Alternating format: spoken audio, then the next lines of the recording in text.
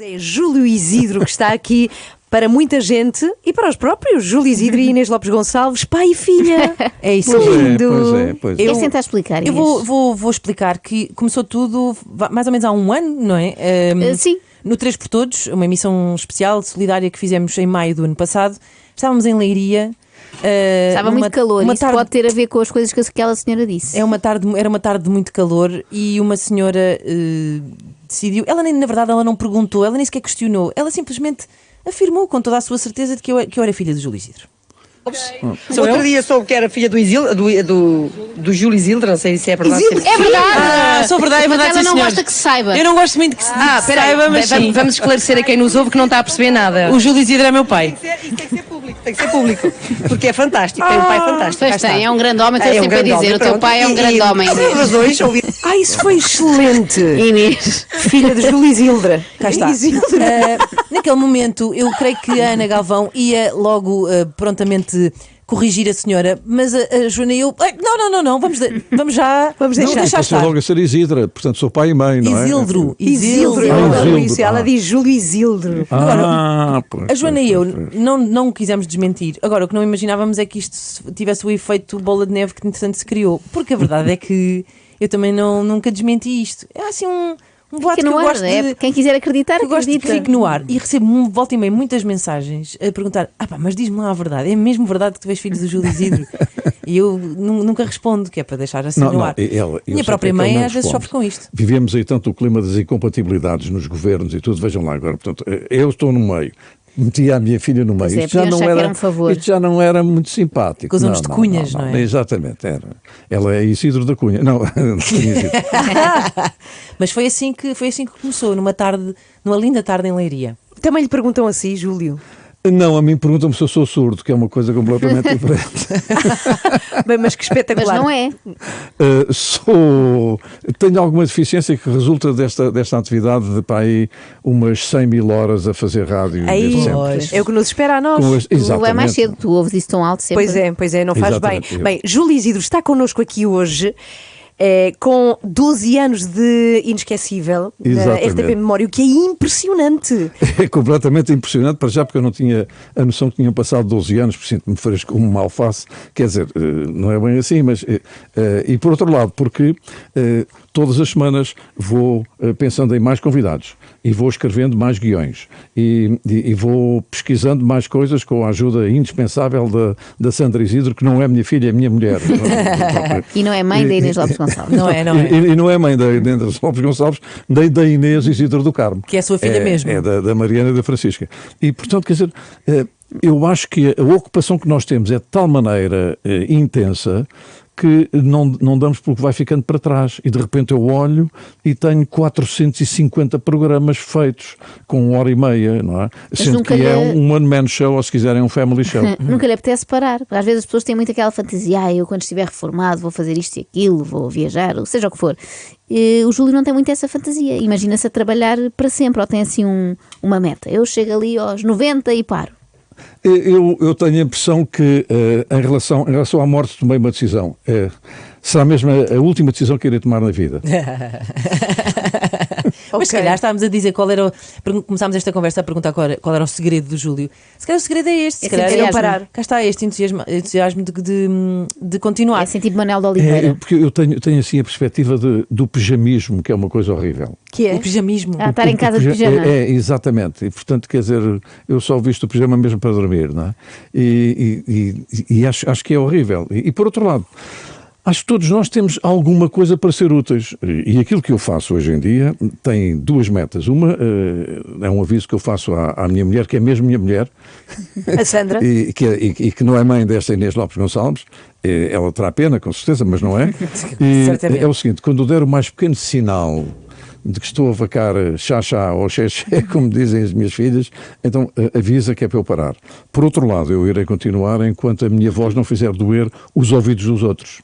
Muito bem. E agora, vamos para o desculpa? Já vamos ao desculpa, sim. Agora é que vai fazer doer. Só uma pergunta que eu queria fazer antes de irmos para o desculpa. Vamos fazer as coisas agora, não é? Perguntar o que tivermos para perguntar, porque eventualmente o Júlio pode não querer responder. Exatamente, que é vamos ter segundo volume da biografia de Júlio Isidro, claro. porque tivemos livrão, esse é um livrão de Júlio Isidro, que é o primeiro volume. O primeiro volume, quando eu acabei de escrever, o editor perguntou-me se aquilo era a minha biografia, se era a Enciclopédia Luso-Brasileira. E eu, portanto, deixei cair imensas coisas. Depois comecei a ter uma ideia muito interessante. É que as pessoas gostam muito de ouvir as minhas histórias relacionadas com rádio e com televisão e com espetáculo, mas adoram as histórias que eu conto de mim próprio, do meu tempo e da minha infância. E isto depois, a senhora que foi ler o livro, que é a leitura final, para saber se não fazemos erros ortográficos, essas coisas e tal, a senhora disse que tinha ficado fascinada com as pequenas histórias que eu escrevo sobre o meu tempo. Olha, esta historiazinha do Carnaval, por exemplo. Do Carnaval, sim. E eu então estou a escrever imensas histórias destas e a ilustrá-las com fotografias de época. Descobri ontem uma fotografia fascinante da minha avó com um trem aturado. A minha avó tinha trem aturado. Que é um trem aturado? O trem aturado é um desgraçado homem que tinha que aturar a minha avó. Não é bem assim. O trem aturado era uma carruagem que estava por conta da minha avó. E, portanto, o senhor estava à porta de casa, agarrado uma carruagem com o cavalo. Com cavalos e tal.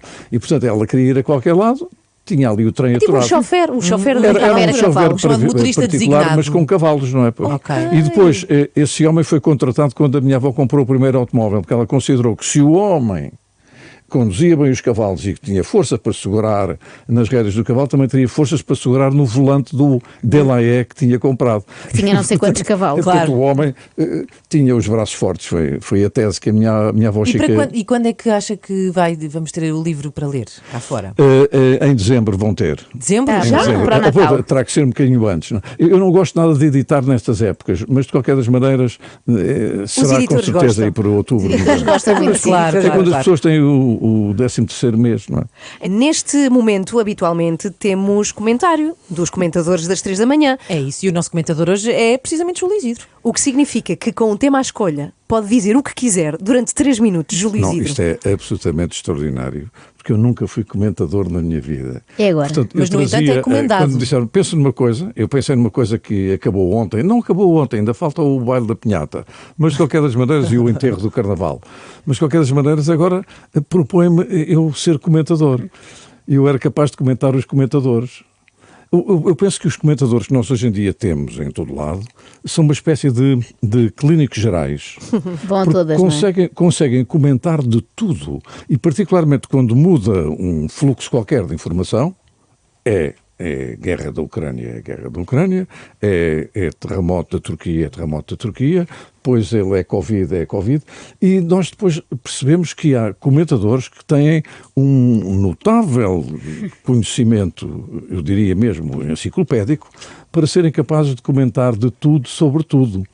E eu, sobretudo, o que penso é que as pessoas ficam com a cabeça completamente baralhada com o tipo de informações que são dadas. E depois, também porque sinto de que alguns comentadores conseguem fazer um bocadinho de harmonia entre eles para não haver grandes choques.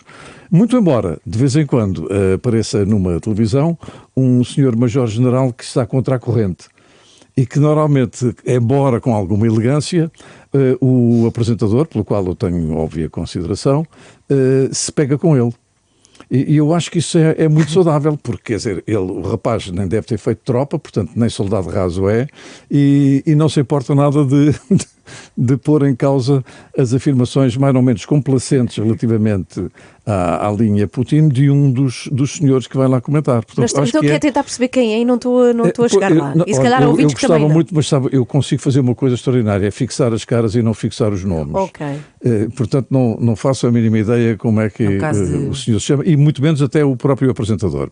Bom, isto é apenas um preâmbulo dos 3 minutos que eu tenho, já devo ter gasto para 1 minuto e meio. Sim. O outro é exatamente para dizer que teoricamente o Carnaval terminou ontem. E eu fiquei a pensar numa coisa, realmente o Carnaval existe sempre porque o Virgílio Ferreira escreveu, e com toda a razão, no Carnaval as pessoas não se mascaram, desmascaram-se.